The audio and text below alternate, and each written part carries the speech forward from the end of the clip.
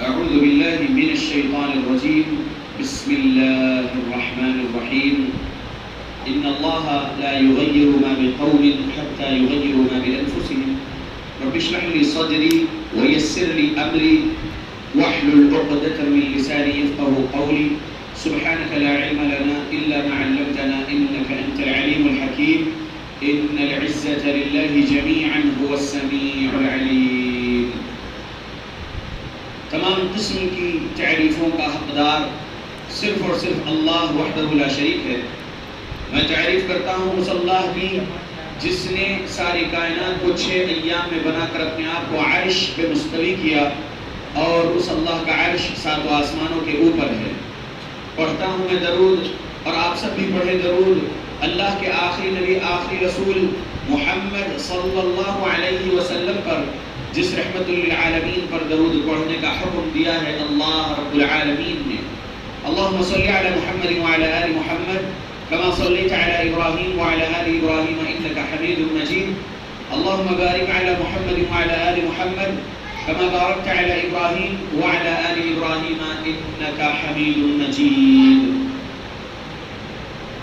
سامعین، آج 11 اپریل 2021 کو یہاں وادی مصطفیٰ حیدرآباد میں اس نئی مسجد کا آغاز ہوا جس کا نام مسجد ام سلیم رکھا گیا. نماز ظہر سے اس مسجد کا آغاز ہوا، اور الحمدللہ اس مسجد کے انتظامی کمیٹی کے صدر شیخ ابراہیم صاحب نے آپ کے سامنے مختصر درس دیے. میں بھی مختصر درس آپ کے سامنے رکھوں گا انشاءاللہ. یہ مسجد جس صحابیہ کے نام سے رکھی گئی، وہ صحابیہ کے بارے میں مختصر سنانا چاہوں گا. حدیث 4680 صحیح مسلم سے. عن ثابت عن أنس رضي الله عنه أن سليم اتخذت يوم حنين خنجرا فكان معها فرآها أبو طلحة فقال يا رسول الله هذه سليم معها خنجر. فقال لها رسول الله صلى الله عليه وسلم ما هذا الخنجر؟ قالت اتخذته إن دنا مني أحد من المشركين فقرت به بطنه. فجعل رسول الله صلى الله عليه وسلم يضحك. قالت يا رسول الله اقتل من بعدنا من الطلقاء انهزموا بك. فقال رسول الله صلى الله عليه وسلم يا سليم إن الله قد كفى وأحسن.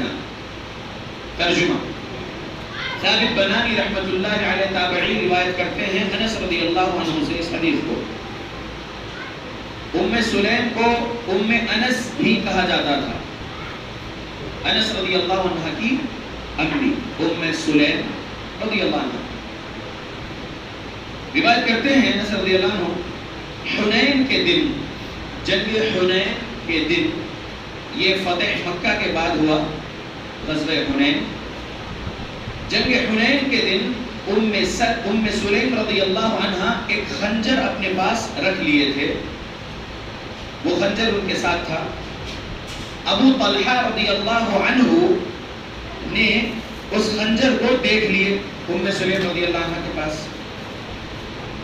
انہوں نے کہا اللہ کے رسول صلی اللہ علیہ وسلم سے، ابو طلحہ رضی اللہ عنہ نے رسول اللہ صلی اللہ علیہ وسلم سے کہا ام سلیم کے پاس ایک خنجر ہے اے اللہ کے نبی. رسول اللہ صلی اللہ علیہ وسلم نے ام سلیم سے پوچھے یہ خنجر کیسا ہے؟ ام سلیم رضی اللہ عنہ نے کہا میں نے یہ اس لیے لے لیا ہے اپنے ساتھ، اگر مشرکوں میں سے کوئی میرے قریب آیا تو میں اس کا پیٹ پھاڑ دوں گی اس خنجر سے. اللہ اکبر. یہ سن کر رسول اللہ صلی اللہ علیہ وسلم ہنسے. انہوں نے کہا اے اللہ کے رسول، ام سلیم رضی اللہ عنہ نے کہا اے اللہ کے رسول ہمارے بعد دار اسلام میں شامل ہوئے کچھ لوگ فتح مکہ کے دن انہیں معافی بھی دی گئی، اور پھر کچھ لوگ جو ہے بھاگ گئے تھے فتح مکہ کے دن، تو حنین کے دن وہ جب پا گئے ان لوگوں کو، اور جو بھاگ کھڑے ہوئے تھے انہیں قتل کروا دیجیے آپ۔ ام سلیم کہہ رہے ہیں رسول اللہ صلی اللہ علیہ وسلم سے، تو رسول اللہ صلی اللہ علیہ وسلم نے فرمایا اے ام سلیم بلا شبہ اللہ تعالی کافی ہو گیا، ان کا بھاگنا جنگ ہارنے کا باعث بنا، اور اس اللہ نے ہم پر احسان فرما دیا، ہمیں فتح عطا کر دی۔ یہ حدیث میں آپ کے سامنے سنایا مکمل۔ اس حدیث سے سبق یہ ملا کہ صحابیہ تھی ام سلیم رضی اللہ عنہ، اور جذبہ ایمانی دیکھیے کہ وہ بھی غزوہ حنین میں ساتھ میں تھے رسول اللہ صلی اللہ علیہ وسلم کے ساتھ، اور کیا جذبہ تھا، اگر مشرکین میں سے کوئی ان کے قریب آیا تو وہ ان کے پاس موجود خنجر سے اس مشرک کا پیٹ پھاڑ دینا چاہتی تھی۔ تو عورت ہو کر غزوہ جہاد، یہ جذبہ ایمان کا اور جذبہ جہاد کا، سبحان اللہ، اور یہ جذبہ کہ میں اس مشرک کا پیٹ پھاڑ دوں گی جو میرے قریب آئے گا آج اس جنگ کے دن۔ تو معلوم یہ ہو رہا ہے کہ صحابیات کے پاس بھی بہت بہترین جذبہ ایمانی تھا، اور کفار اور مشرکین کے خلاف وہ تھے جو ان کے ساتھ جنگ کرنے آتے تھے۔ سمجھ میں آ رہا؟ تو اس صحابیہ کے نام پر یہ مسجد کا نام رکھا گیا، ٹھیک ہے۔ دوسری ایک اور حدیث سناتا ہوں۔ دوسری حدیث صحیح مسلم سے 6627 نمبر کی حدیث، انس رضی اللہ عنہ سے روایت کردہ حدیث۔ انس رضی اللہ عنہ روایت کرتے ہیں کہ ام سلیم رضی اللہ عنہ کے پاس ایک یتیم لڑکی تھی جس کو انہوں نے پالا تھا، اور ام سلیم رضی اللہ عنہ ام انس کے نام سے بھی کہلائی جاتی تھی۔ رسول اللہ صلی اللہ علیہ وسلم نے اس یتیم لڑکی کو دیکھا تو فرمایا تو وہی لڑکی ہے، تو بڑی ہو گئی، تیری عمر اس تیزی سے بڑی۔ اللہ اکبر۔ رسول اللہ صلی اللہ علیہ وسلم کے یہ الفاظ سنے وہ لڑکی نے کہ تیری عمر اس تیزی سے نہ بڑھے، اور وہ روتی ہوئی واپس ام سلیم کے پاس آئی، آ کر ام سلیم سے بولنے لگی کہ اللہ کے رسول صلی اللہ علیہ وسلم نے میرے خلاف دعا فرما دی کہ میری عمر زیادہ نہ ہو، اب میری عمر کسی صورت زیادہ نہ ہوگی، یا اس لڑکی نے اس طرح کہا اب میرا زمانہ ہرگز زیادہ نہ ہوگا۔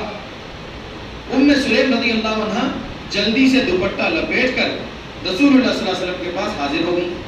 رسول اللہ صلی اللہ علیہ وسلم نے ان سے پوچھا اے ام سلیم کیا بات ہے؟ ام سلیم رضی اللہ عنہ نے کہا اللہ کے نبی کیا آپ نے میری پالی ہوئی اس یتیم لڑکی کے خلاف دعا کیے ہیں؟ پیارے نبی صلی اللہ علیہ وسلم نے بولے یہ کیا بات ہے؟ ام سلیم رضی اللہ عنہ نے کہا وہ لڑکی کہتی ہے کہ آپ نے اس کے خلاف دعا فرمائی ہے، اور آپ نے یہ الفاظ بولے ہیں کہ اس کی عمر زیادہ نہ ہو اور اس کا زمانہ لمبا نہ ہو۔ انس رضی اللہ عنہ کہتے ہیں کہ یہ سن کر پیارے رسول محمد صلی اللہ علیہ وسلم ہنسے، پھر فرمایا اے ام سلیم کیا تمہیں معلوم نہیں کہ میں نے اپنے رب سے پختہ عہد لیا ہے؟ میں نے میرے رب سے کہا اے میرے رب میں بشر ہوں، میں بشر ہوں، جس طرح ایک بشر خوش ہوتا ہے میں بھی خوش ہوتا ہوں، جس طرح ایک بشر ناراض ہوتا ہے میں بھی ناراض ہوتا ہوں، تو اے میرے رب میری امت میں سے جس کسی کو میں دعا دوں یا کچھ ایسے الفاظ اپنی زبان سے بول دوں جو اس کے خلاف ہو دعائیہ طور پر، اور وہ اس دعا کا مستحق نہ ہو، تو اس دعا کو قیامت کے دن اس کے لیے پاکیزگی بنانا، گناہوں سے صفائی کا ذریعہ بنانا، اور ایسی قربت بنا دے جس کے ذریعے سے تو اسے اپنے قریب فرما لے۔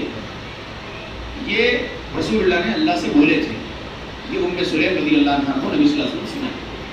یہ حدیث میں بھی ام سلیم رضی اللہ عنہ کا ذکر ہے، اس لیے بھی حدیث سنا رہا ہوں۔ اور اس میں سبق کیا مل رہا ہے ام سلیم رضی اللہ عنہ کو پیارے نبی سے؟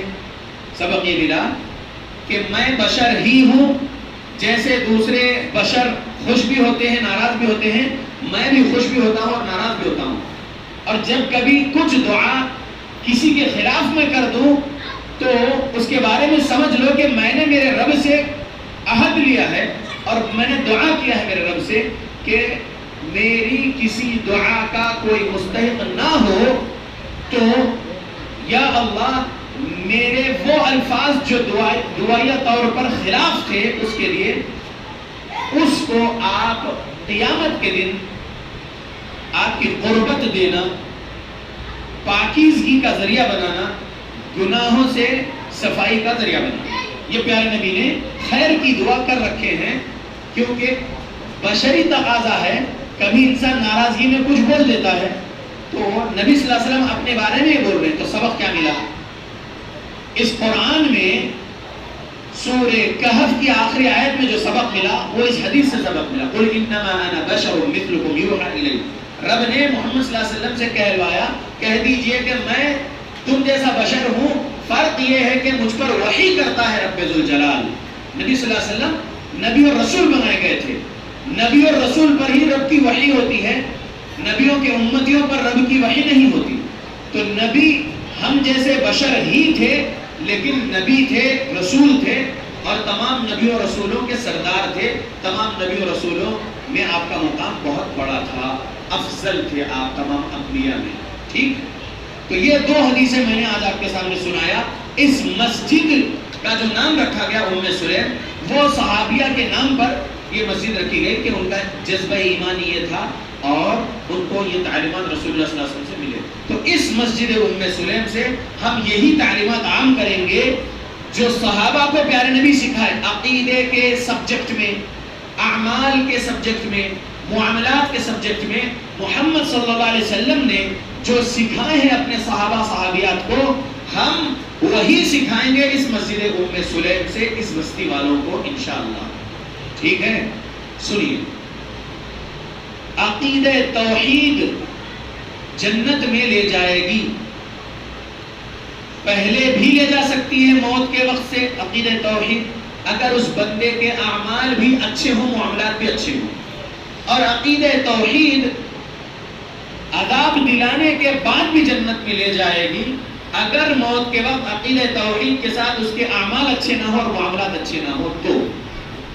دلیل صحیح البخاری حدیث نمبر 22، ابو سعید خدری رضی اللہ عنہ روایت کرتے ہیں، محمد رسول اللہ صلی اللہ علیہ وسلم نے فرمایا، جب قیامت کے دن اللہ رب العالمین حساب کر دے گا، جنتیوں کو جنت میں ڈال دے گا، جہنمیوں کو جہنم میں ڈال دے گا، اور اس کے بعد کتنا عرصہ گزرے گا اللہ کو معلوم، پھر اللہ رب العالمین فرشتوں سے کہیں گے کہ جہنم میں سے ان لوگوں کو اب نکالو جن کے سینے میں رائی کے دانے کے برابر ایمان ہے، یعنی توحید کے عقیدے پر اس کا انتقال ہوا ہو، تو اس کو اب جہنم میں سے نکالو۔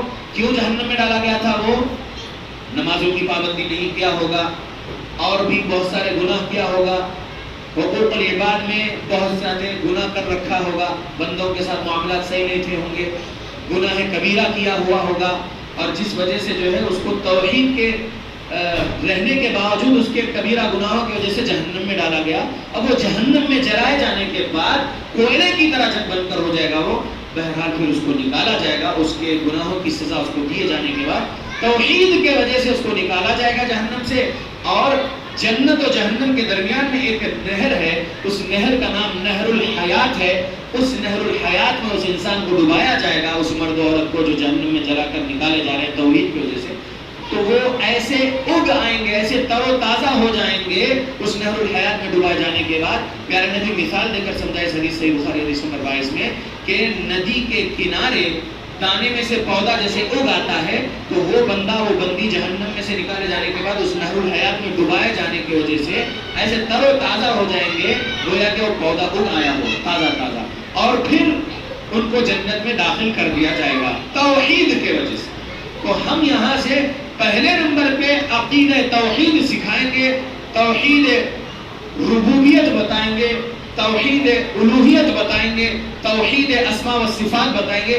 توحید کے تینوں قسمیں ہم سکھاتے رہیں گے جب تک ہم زندہ رہیں گے، اور جب تک جماعت اہل حدیث کے علماء، جماعت اہل حدیث کے خطیب حضرات، جماعت اہل حدیث کے داعی حضرات توحید کا کام کرتے رہیں گے انشاءاللہ، جب تک زندہ رہیں گے. اور جب تک یہ مسجد قائم رہے گی یہاں سے توحید اور سنت کی تعلیمات عام ہوتے رہیں گی. پہلے نمبر پہ توحید، اور دوسرے نمبر پہ عبادات کی جتنی قسمیں ہیں وہ طریقہ نبوی پر ہو، ہم سنت کے طریقے بھی سکھاتے رہیں گے انشاءاللہ.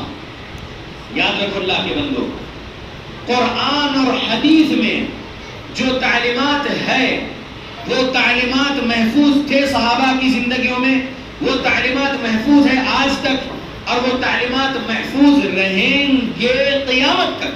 کیونکہ اللہ رب العالمین نے کیا کہا؟ اِنَّا نَحْنُ نَزَّلْنَا الذِّكْرَ وَإِنَّا لَهُ لَحَافِظُونَ. سورہ حجر سورہ نمبر 15 آیت نمبر 9 اللہ نے کہا بے شک اس ذکر کو نازل کرنے والے ہم ہیں اور اس کی حفاظت کرنے والے بھی ہم ہیں. اللہ نے کہا، تو اللہ نے ذکر کہا اس قرآن میں، قرآن کے بارے میں نہیں بلکہ قرآن اور قرآن کی تفسیر جو صحیح احادیث ہے. تو ذکر کی حفاظت اللہ کرتے ہیں. اللہ نے کہا قیامت تک قرآن و حدیث کی اللہ حفاظت کریں گے. قرآن اور صحیح احادیث کی حفاظت کون کریں گے؟ اللہ رب العالمین کریں گے. تو ہم یہ ایمان رکھتے ہیں کہ قرآن اور صحیح احادیث جیسے محفوظ تھا صحابہ کی زندگی میں، تابعین، تبع تابعین، ائمہ محدثین کی زندگی میں، آج تک بھی قرآن اور صحیح حدیث محفوظ ہے.